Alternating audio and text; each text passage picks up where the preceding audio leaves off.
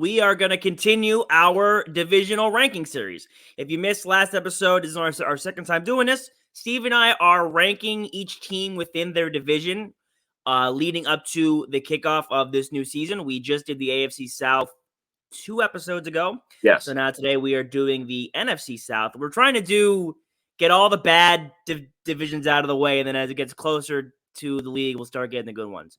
So the NFC South, not great. We're going to start from the bottom and we'll work our way up. So what we think is the worst team in this division, number 4, the Atlanta Falcons. Yeah.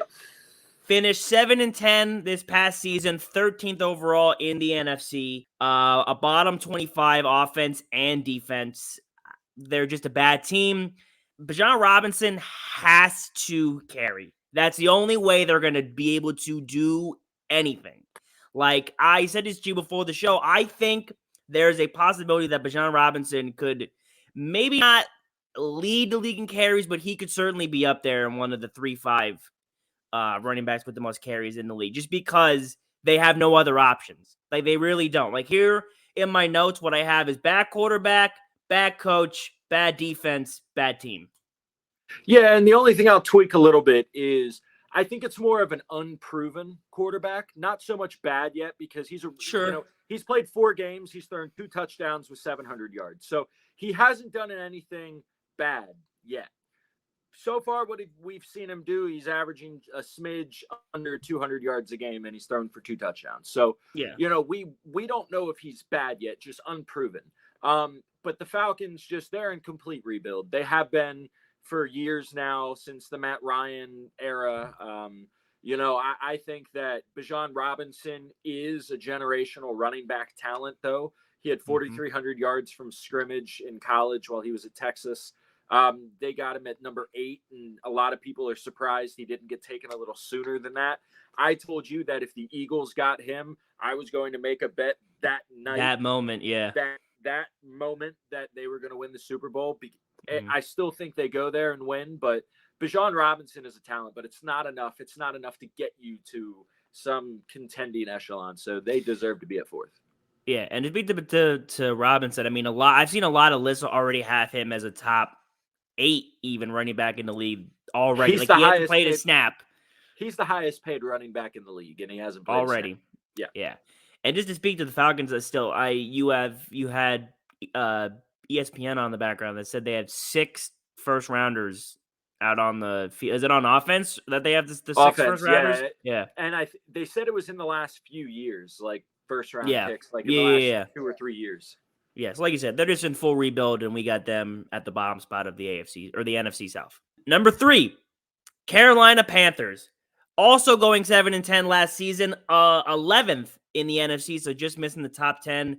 29th in offense, 22 in defense, so not quite as bad as the Falcons. Bryce Young, I have a question mark next to his name. I number 1 overall pick. Yeah, good. I think Bryce Young is, I kind of want to say maybe like a little bit like Justin Fields, where you're not going to have the impact right away. Maybe a lot of people are going to be like, this kid's, trash. He might be a bust, not what he was in college, blah, blah, which I think that more or less, that happens a lot more in the NFL than the NBA, where it's, if you're really good in college and coming to the NFL, it's hard to replicate that same success unless you're truly special. I think Bryce Young has that potential. We'll just see if he actually can live up to it. I think Miles Sanders is going to be much more important to their season than Bryce Young will be. Adam Thielen, is he becoming washed? Maybe. Not what he was in Minnesota for sure. I mean, fine, good for him. But like I said, I think Miles Sanders will be excellent for Carolina this coming year. The defense is bad, so I think they're going to be a bad team. Carolina at number 3. Yeah, Bryce Young, I'm not buying the hype. I was not big on the draft class for quarterbacks this year. Bryce Young, yeah, okay, what he did at Alabama. But listen, one thing you got to understand about quarterbacks that play at Alabama is that they have first-round NFL draft picks surrounding them on their team. I mean, most of their teammates they'll play with or against in the NFL. So when you have that high a caliber, it's really easy to look as good as Bryce Young did. I'm not saying he's not going to be something. I just don't believe in Alabama quarterbacks in the NFL. I don't believe that they're as good as what they're made to look like in college because of the talent that surrounds them on their team. Miles Sanders, I believe he'll be a top 10 running back in the league this year. Adam Thielen's going to be a Wes Welker, Julian Edelman-esque player, just small little slot receiver that gets you 800 yards a season. So they fit perfectly at 3. And I could also see a potential Falcons at Carolina finishing the same record this year. So yeah. Carolina, number 3. Now, number 2, who we initially had at number 1, and then upon further discussion and research, we had switched. So, number 2, we have the New Orleans Saints. Now, let's explain why we have them number 2. Also went 7-10. They are the 19th best offense and a top 5 defense in the NFL. They were 12th overall in the NFC. I have never been a Derek Carr guy. I don't think Derek Carr is. I think Derek Carr is a fine and average starting quarterback. Like, he is not someone you're looking to build around, but he's a little bit too good to be a backup. He's just like a baseline starter. He's fine. Health is going to be the most critical thing for New Orleans. Haven't seen Michael Thomas in what feels like forever. Since he set an NFL record. Yeah, I made the comparison. He's the Kawhi Leonard of the NFL. Like, he just never, like, he's so good and so talented and could be a top 5 player in the league, but you never see him out there. You just don't. New Orleans defense, I think, is a lot better than the other teams. Probably the best defense in this division. I think the biggest, like I said, the question mark is going to be, can Michael Thomas be out there and be healthy? And I mean, I expect nothing more from Derek Carr than I have his whole career with the Raiders.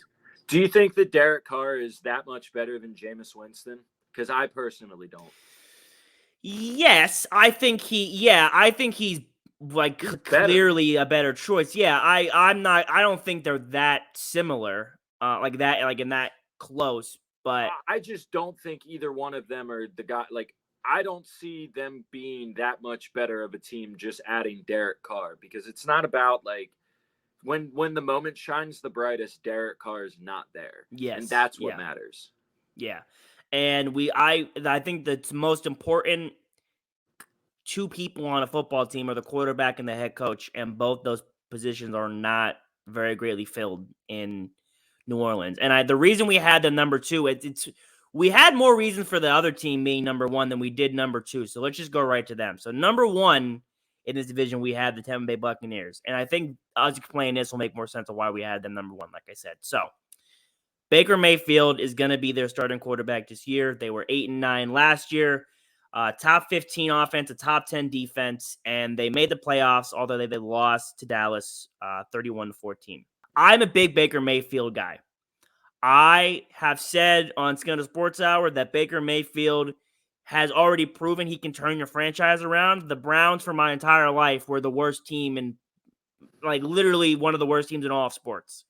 And he went there and was there one season, and they made the playoffs. Like, that's just what happened. And now Baker Mayfield did not play great in Carolina, had a little bit of resurgence in Los Angeles, and I think he still has a very promising upside for his career, which, who knows how much longer that will be. You go to Tampa Bay, where I think Tom Brady still might be lurking around the facility from time to time. Maybe can give Baker some pointers.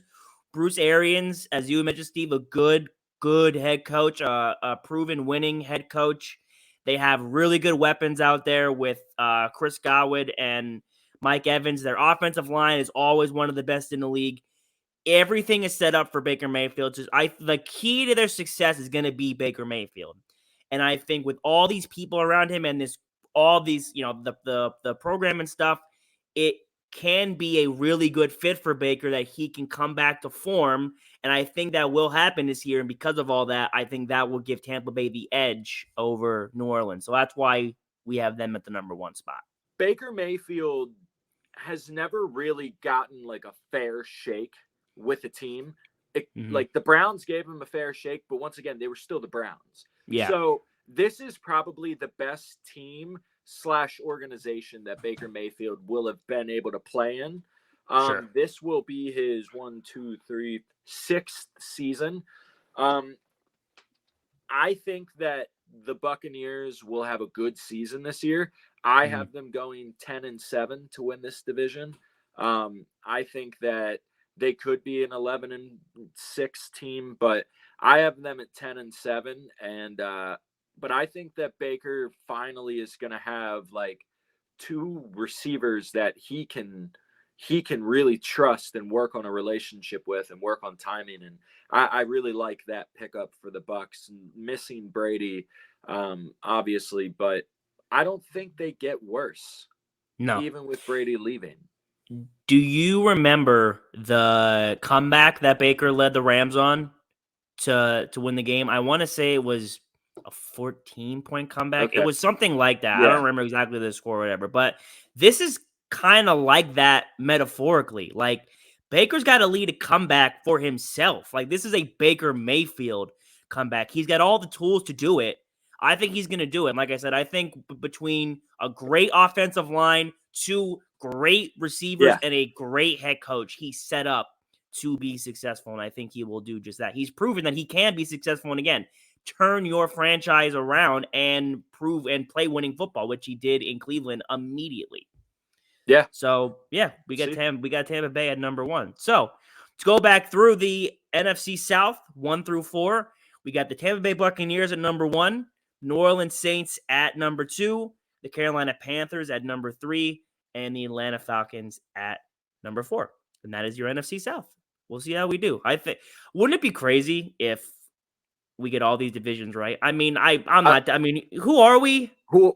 We are the Sound. So yeah. So I'm not going to be shocked if we do. Listen to the sound. I listen to the sound.